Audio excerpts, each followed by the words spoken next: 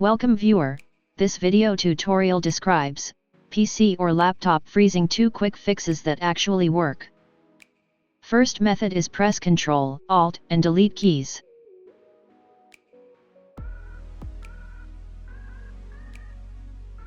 Click Sign Out.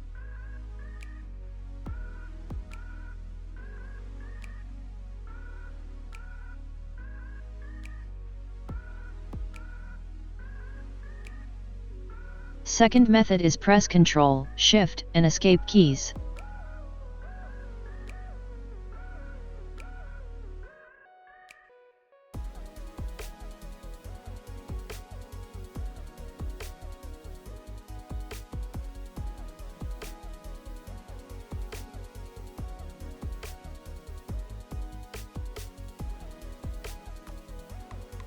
Restart Windows Explorer.